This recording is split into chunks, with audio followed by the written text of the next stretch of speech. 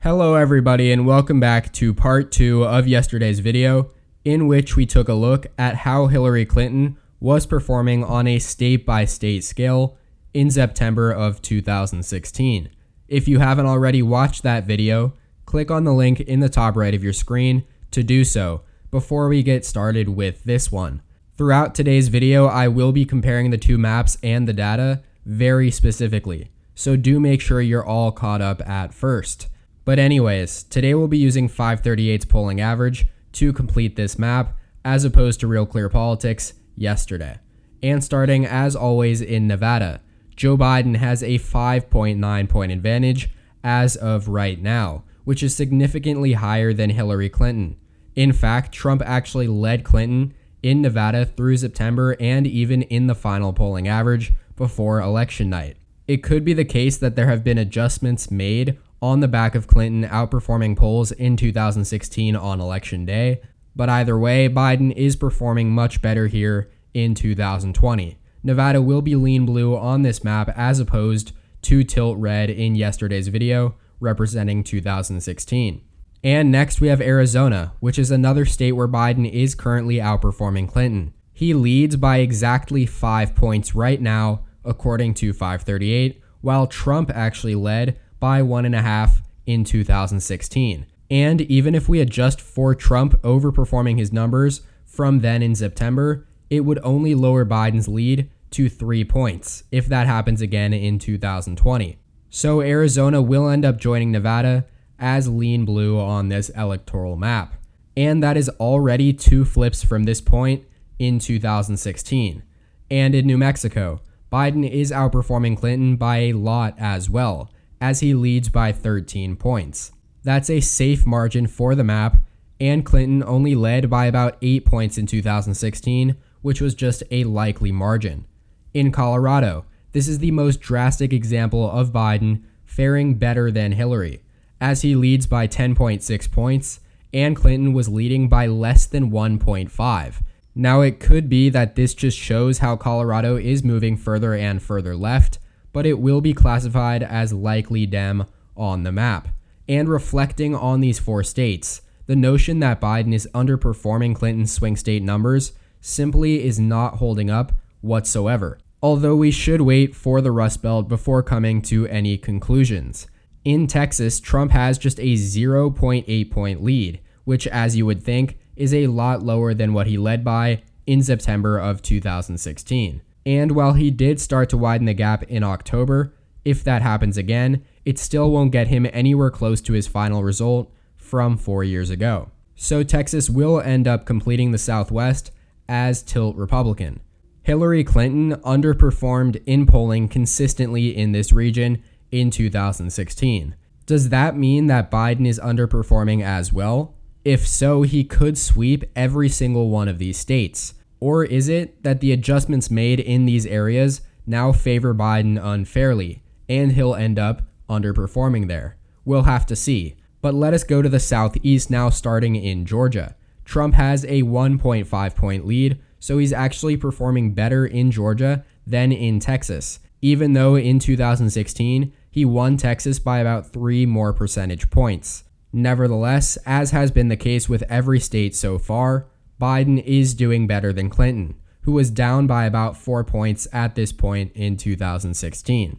That is not to say that Biden will end up winning Georgia though. He most likely won't, but it does show that he has a better chance of doing so than Clinton ever did, even with her being favored to win nationally as much as she was. With the 1.5 point margin though, Georgia just barely still falls under tilt Republican for the map. And one other thing I wanted to mention with all of these states completed so far, this is the Sun Belt, the area that Democrats are expected to make gains in over the coming decades. Demographically speaking, Nevada, Arizona, Colorado, New Mexico, Texas, and Georgia are a lot more representative of the Democratic coalition than the Rust Belt is. And we already saw evidence of that in 2016. But next we actually have the one exception to this concept, which is Florida, where if you remember in yesterday's video, I mentioned how Clinton had a higher polling average in September of 2016 than Biden has now. Granted, they are very close at 2.9 in 2016 and 2.7 now in 2020, but Clinton did end up losing in Florida by 1.2 points. We did begin to see polls tighten around the end of September and into October 4 years ago, and Biden's lead has been cut down by more than 1/2 in just the last 2 weeks. All of that should be worrying for Democrats. Yes, the methodology of polling has changed since 2016, but that does not mean that the only state to see Biden drop this dramatically is, in fact, Florida, which is, in my opinion, the most important state for the integrity of this election. And so the lean blue classification that it will receive on this map will mask those concerns for the Biden campaign, but it is not going to do anything to dissolve them. In North Carolina, though, Biden does go back to outperforming Clinton, but not by as much as other states, as he is only plus 1.4 points as of right now, as compared to Clinton's plus 0.4. As we know now, though, Trump won North Carolina by over 3 points in the end. So yes, Biden has a better chance of winning in 2020, but even if his lead stays at exactly 1.4 points going into election night, which it probably won't, that lead will not be by any means safe. However, North Carolina will be a tilt blue state on the election map. In Virginia, Biden is outdoing Clinton by a very hefty margin. He leads Trump right now by 10.8 points, which is about 4 points higher than Clinton did in 2016. Don't expect polls or the final result to tighten all that much in this state, as Virginia will be likely blue on this map. And now, with just our 2 northeastern states and the Rust Belt to go, Biden has already hit 270 electoral votes. In Pennsylvania, though, Biden's lead is very similar to what Clinton's was. He's plus 5.1 points right now over Trump, and Clinton was plus 4.6. And as I said in yesterday's video, that is a real concern, because Clinton wound up losing in Pennsylvania by 0.7 points and 44,000 votes. All of that being said, though, Biden was born in the state, has better favorables than Clinton, and won't make the same campaign mistakes as she did. But that kind of swing should still be in the back of Biden supporters' minds when thinking about not just Pennsylvania, but as we go on through the rest of the Rust Belt as well. Nevertheless, Pennsylvania will lean blue on this election map. And in New Hampshire, the new Siena College poll only has Biden plus 3, which has lowered his average down to just 6.9 points over Trump.